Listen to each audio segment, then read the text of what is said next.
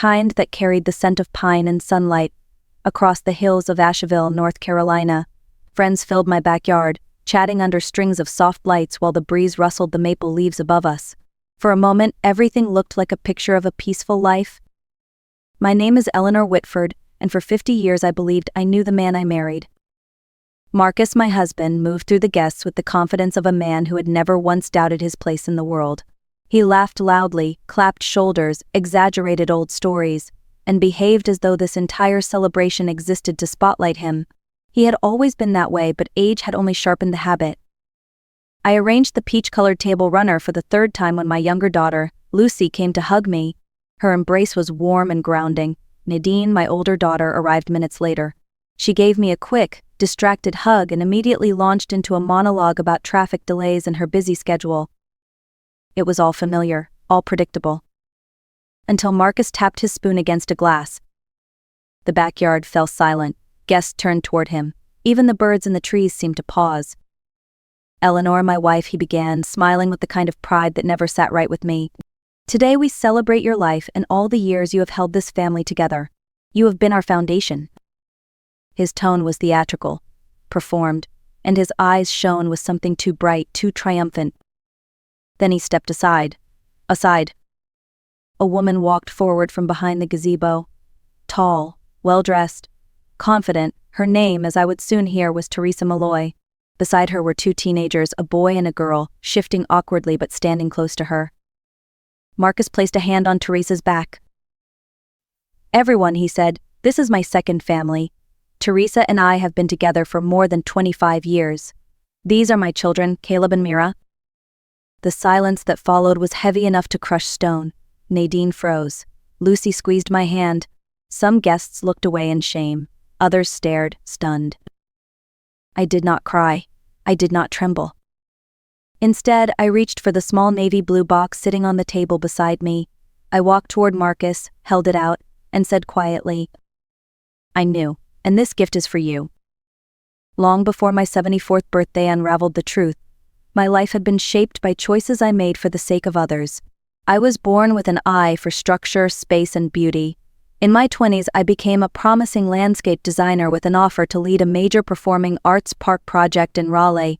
It was the kind of opportunity that could have defined a career. Back then, Marcus was charming, ambitious, and full of ideas that sounded larger than life. He spoke of business ventures and grand successes waiting just beyond the horizon. He talked about our future in a way that made me believe he could reach all of it, if only he had a little help. When he proposed his first business plan, importing high-end custom woodworking equipment, he made it sound like the breakthrough that would set us up for life. He paced around our small living room, eyes bright with conviction, telling me it was now or never. We did not have the money, but I had something else. My father had left me a sizable inheritance meant to support my dreams, not someone else's. Still, I let Marcus persuade me. He said he needed a partner who believed in him. He said my father would be proud to see me standing beside my husband. He said we would rise together. So I liquidated everything. Every penny of that inheritance went into an idea that burned out within a year. The business collapsed, leaving nothing but debt, and the sound of Marcus insisting that he just needed one more chance. I walked away from my dream job. I turned down the project I had worked so long for. I told myself marriage demanded sacrifice. And sacrifice became a habit. Instead of designing public spaces, I designed the garden behind our home. I shaped each path, each bed of flowers, each stone border with the precision of someone who still carried the instincts of her craft. The world saw a pleasant backyard. I saw the ghost of the career I once almost had. Marcus liked to say I was the foundation of our family. He used the word as if it were a compliment, but a foundation is something people walk on without ever noticing. Our daughters grew up differently. Nadine followed Marcus's temperament, practical, ambitious, always in motion. She saw me as steady and dependable, but never really looked deeper. Lucy was gentler, more perceptive. She sensed things no one else noticed, especially the quiet ways I carried the weight of our home. For decades, I told myself I was content, that this life was enough, that my garden and my daughters were proof of a life built well. But deep down, I knew I had traded the world I wanted for one that depended entirely on me to stay standing, and one day it would all crack. I just never expected the breaking point to come in the form of another woman stepping into the light on my 74th birthday. When Marcus finished his announcement, the backyard felt colder than the mountain air rolling in from the Blue Ridge.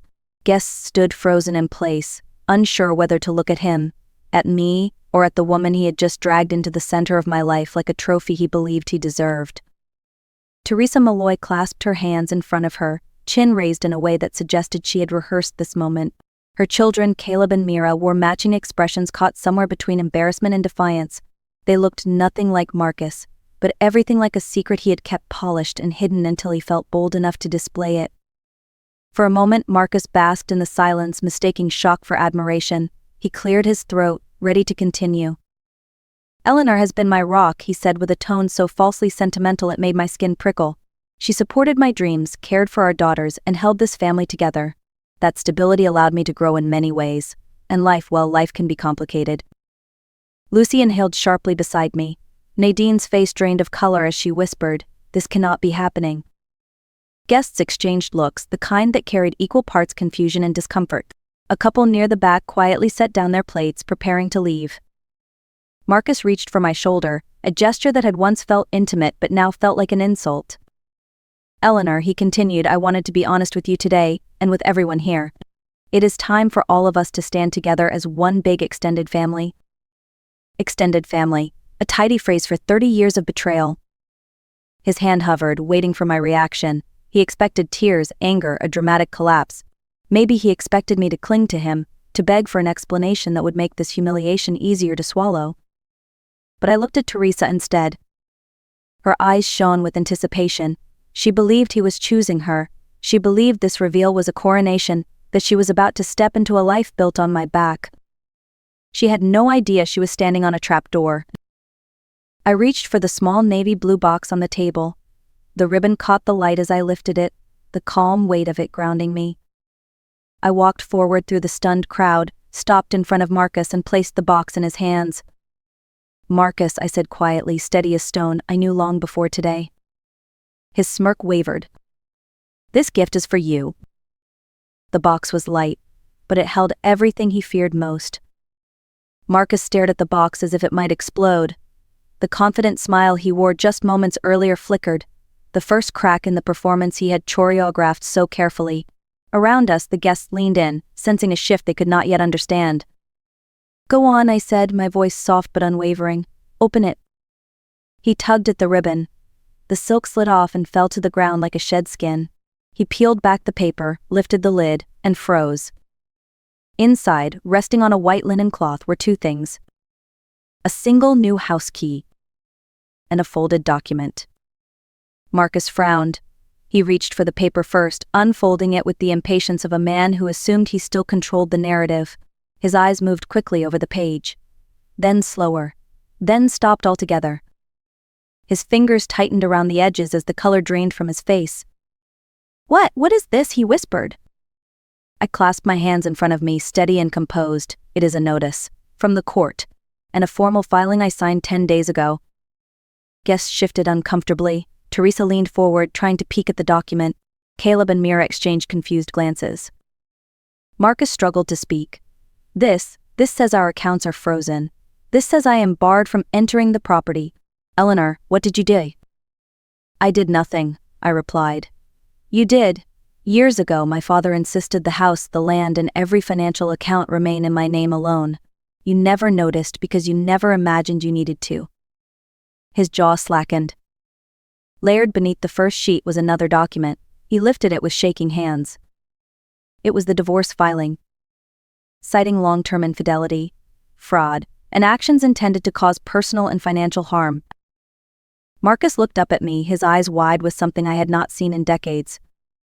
Fear. Teresa took a step back from him. She had been expecting a grand romantic reveal, a merging of families. Instead, she was now watching the ground crumble beneath Marcus's feet. I pointed to the key. "That is the new front door key. You will notice it does not match yours. The locks were changed this morning." A murmur rippled through the guests. Marcus swallowed hard, unable to make sense of the world collapsing around him. "You humiliated me," he hissed under his breath. "No," I corrected, "you did that yourself. I simply stopped covering the cracks." Lucy stepped closer to me, silent but protective. Marcus clutched the documents, his hands trembling. Everything he had tried to hide was now held in plain sight, in front of the very people he had hoped to impress. The box may have been small, but inside it was the end of the story he thought he controlled. People always assume betrayal reaches its peak when the affair is exposed, but what Marcus did after the infidelity was far more calculated, far more dangerous than sneaking around with Teresa Malloy. Because a year before my 74th birthday, I discovered something that chilled me in a way no broken vow ever could. Marcus wasn't planning to leave me. He was planning to erase me. It started with small things, misplaced items, a drawer left open, a bill set in the wrong stack. And every time something went missing, Marcus would appear beside me, tilting his head with a patient concern that never felt genuine. "Eleanor," he would say softly, "you really need to keep track of your things. You've been forgetting more lately." At first I brushed it off. Everyone misplaces keys. Everyone mixes up a grocery list or leaves reading glasses in the garden after trimming roses. But then Lucy found a letter. It was addressed to the Behavioral Health Division of Buncombe County. The envelope had been partially sealed, as if Marcus had been interrupted while preparing to mail it. Inside was a formal request. A petition for a compulsory mental competency evaluation. My name was at the top. Lucy held the paper in both hands, her voice shaking as she read the statements he'd written. "Eleanor has been exhibiting confusion and signs of cognitive decline. She forgets basic tasks and often repeats questions. She talks to her plants for extended periods and believes they respond. She mixes up common pantry items, creating safety risks."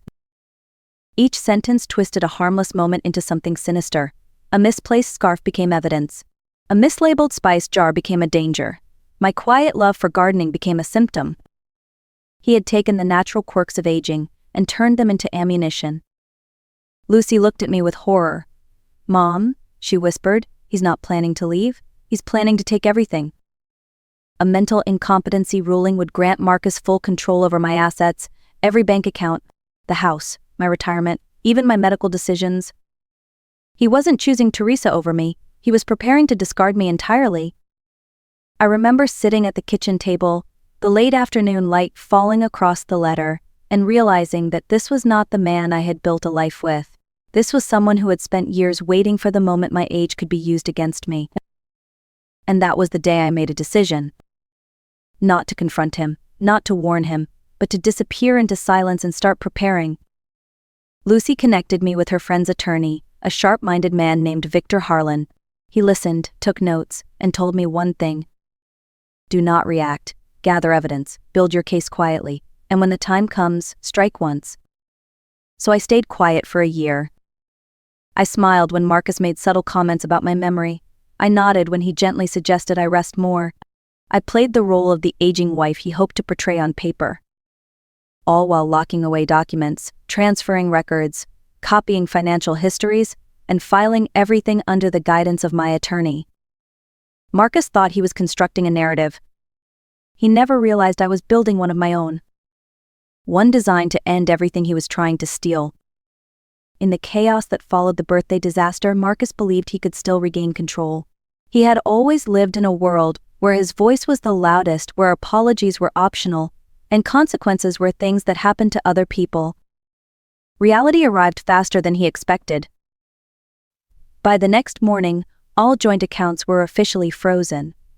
When Marcus tried to pay for a hotel room for himself, Teresa, and her 2 children, the receptionist politely informed him that his card had been declined. Not once, but 3 times. He assumed it was a banking glitch. It was not. Meanwhile, at the house, a locksmith I had scheduled days earlier was installing new locks on every exterior door. The gate, the mudroom, the shed, even the studio where Marcus liked to store tools he never used. By noon, his keys opened nothing. He would later tell me, through a voicemail filled with rage, that when he tried to use his house key, it turned in the lock without catching. He pushed, he banged on the door, he shouted my name. But the house remained silent. That afternoon, his frustration escalated into full-blown panic. He insisted on going to the condo we had once used for weekend getaways. Teresa must have imagined they would reclaim it as their new home. They arrived to find a bright new lock on that door as well. And then came the final blow. The SUV Marcus had been driving for years, the one registered under my name, sat in the parking lot behind the condo building. A tow truck pulled up next to it, hooked it, and began to pull the vehicle away. Marcus ran toward the workers, shouting that they had no right to touch his property. The lead worker handed him the paperwork. Return of vehicle to legal owner. My name was printed at the top. The workers drove off with the SUV. Marcus stood in the lot, stunned, while Teresa watched with growing fear. Without the accounts, without the house, without the condo, and without the car, Marcus was suddenly a man stripped of every illusion of power he had ever held. He still believed it was a temporary inconvenience, a mistake I would fix when I calmed down, a problem he could charm or intimidate his way out of. But the truth was settling into him slowly, like ice creeping across glass. For the first time in his life, Marcus Whitford had absolutely nothing. 2 days after the car was towed, Nadine called and asked me to come to her apartment for what she called a calm family discussion. Her voice carried that forced brightness people use when they are trying to convince themselves everything will be fine. "Mom, please," she said, "Dad is a mess. He just wants to talk. Uncle Robert and Aunt Linda will be here too. We can settle this like adults." Settle, in her mind, meant restore the world she was comfortable with.